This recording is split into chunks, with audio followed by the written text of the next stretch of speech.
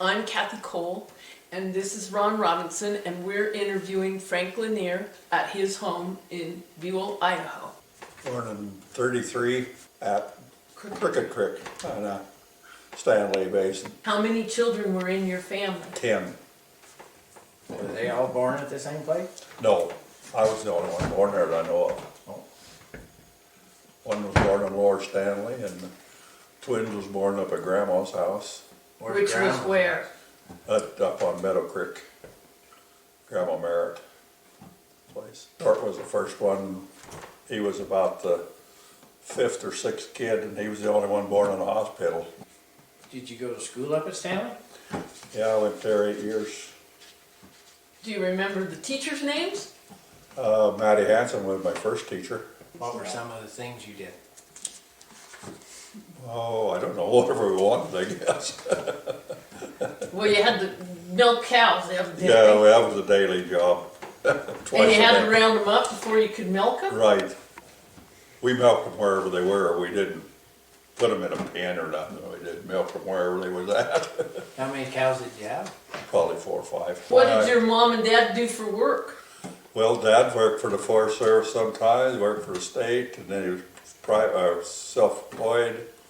They worked in the cafe cooking, him and Mom both. What cafe? Alamo, Oh, the Alamo. yeah. And when you say he worked for the state, that's the state transportation department, Right, right? highway department, yeah. He only worked there, I don't know, a couple times. They wasn't full-time, and then he worked for the Forest Service in the summertime, so part-time. So was Stanley completely cut off in the wintertime when you were No, a child? the road was open in the winter, but it was down the river, but that's the only way. They didn't have Galena Summit open or nothing. In fact, I don't think they started keeping Galena Summit open until, what, 54? No, you said one set of grandparents homesteaded Nat Creek?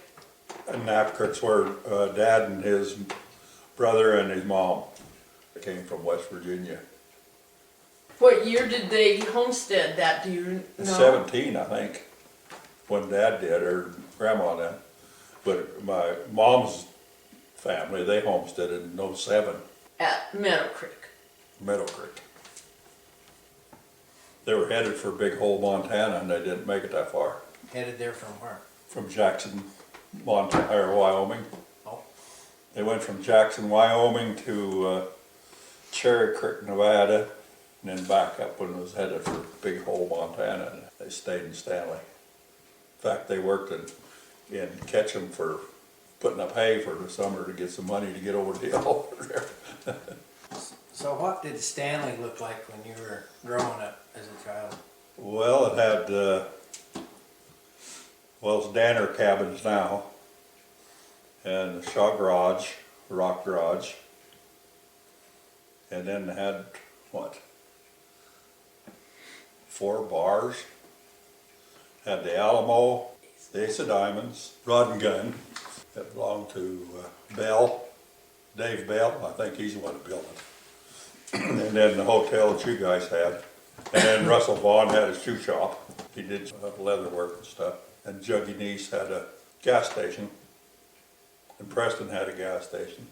Was there a grocery store? And the grocery store was Claude Gillespie's. That's where McCoy's tackle shop? Right. Did you go to church up there? Nope. What church was in Stanley? Well, I went to Sunday school in Ace of Diamonds. They used to have one once in a while. There wasn't no churches.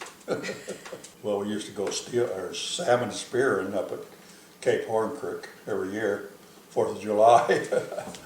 But then it was legal. Did you guys can the salmon? Did you can the salmon, your mom? We used to get canned salmon all the time. Because Grandma's brother had a cannery in Alaska, and he used to send a case every year.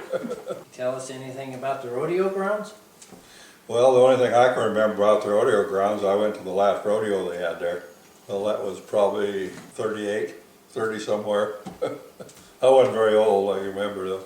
There used to be a mud hole right there just before you got to the rodeo ground. And old Dad Cameron had a team of horses there.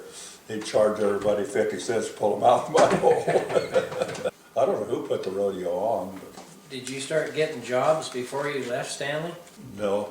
Well, first job I ever had to help Ted Williams build a chicken house. He gave me $3, I think. About what year was that?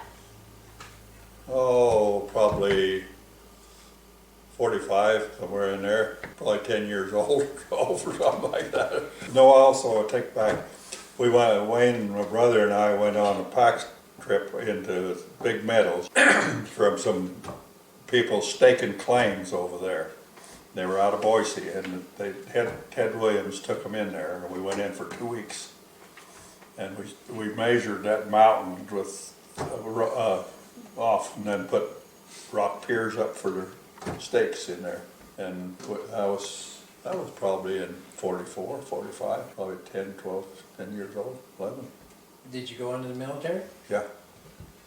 In 53, What branch? Army. Was in there 53 to 55. I put in to go to Alaska and went to Germany.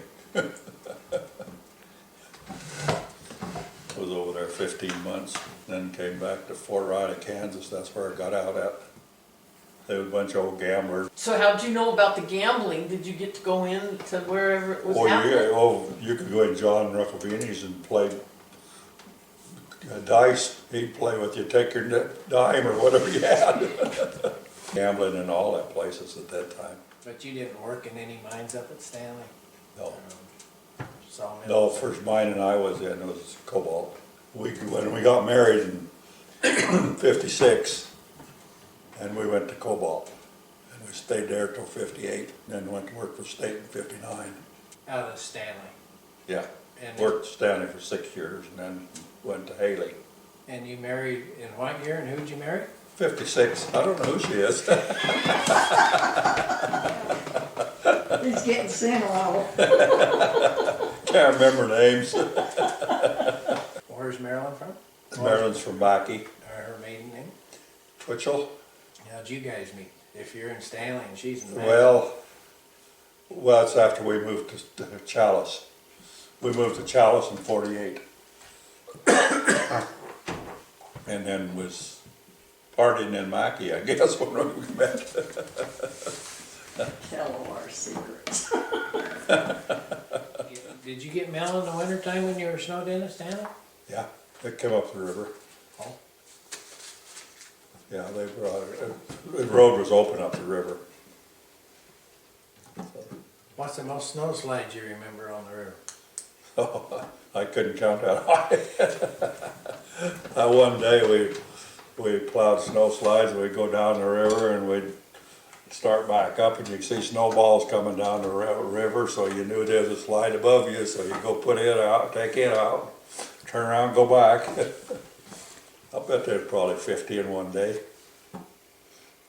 They weren't all, they weren't all big ones, they plugged the road, but it used to be the state did.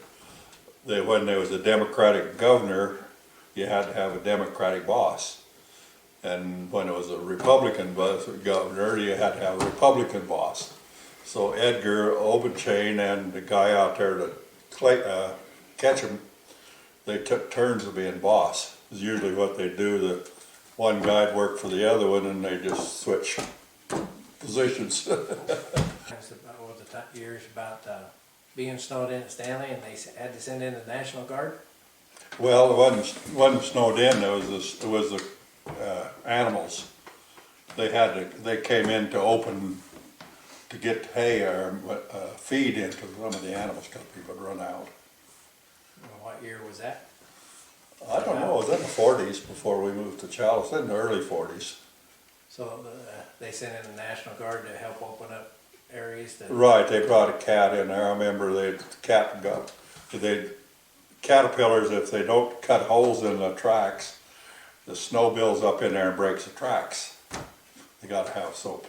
Well, they had brought one in there, and it made it about halfway up valley or the meadow, and that's where it spent the winter. They broke down, and of course we had the horses and stuff that we got around with. And what kind of feed did they bring in for the animals? They flew in cottonseed cake for some of them. In an airplane? Yeah, dropped it. Because some of them that had more cows, you know, I mean, they run out of food or hay for them. How many CCs were there around there? Do you Oh, there remember? was this camp at Redfish Lake, there was a camp out at Cape Horn, there was a camp down at Clayton. They built a lot of them roads around that country. But what the CC's was just a camp for, give a job to people that didn't have work. Did you just say you lived in one of the hotels? The old hotel. Benner, probably a couple. The Benner. Benner, yeah, Benner. For about 2 or 3 years. They caught a fire one time on a Saturday night and everybody at the dance went down and they had a water brigade from Valley Creek up. First one in there was Bill Sullivan and we had 5 gallons of milk there and he poured that on the fire. But they put the fire out. So when you left and moved to Chalice and life went on, you met Marilyn and you guys were married, and when you went back to work at Stanley for the highway department, where did you live then? When we moved back up Stanley, Yeah. we had a trailer house. We lived right as you go up the hill to the schoolhouse. But the schoolhouse, none of that was there then. That was our ski hill. Where was your schoolhouse? Right there at the little Quonset hut. You know, right down that street, Main Street there. In fact, the log house that I went to school is over where Shaw's used to live now. They moved it over there. But it was a one-room building. Then they had a set of partitions so they could partition the middle off, make 2 different. One side was the school and the other side was, they had a place where they served lunches. Oh. Or they could take the partitions out or whatever they wanted to do. So when you were in school, you had a large family. Were you over half the class of? Probably 3/4. More than the Laniers, we had 2 cousins too that was. The plane crash at Langer Peak? Oh, well, I remember when it happened. And What it was is that military plane. I don't know how come they thought it was going to crash or something with a big old bomber. All the people bailed out over the Middle Fork. And I remember hearing the old airplane that they just set it on autopilot and it crashed her down Chalice. But anyway, they were looking for the people and Charlie Langer was in an airplane that crashed. Look while he was looking. oh, That's how Langer Peak got named. That used to be Roughneck Peak. And they named it Langer Peak because that's where he got killed at. so they were looking for the bomber. Looking for the people. Oh, The bomber, they knew where it went down because it crashed at Chalice. Did they ever find the people on the middle They fork? didn't find them all. Some of them they never found.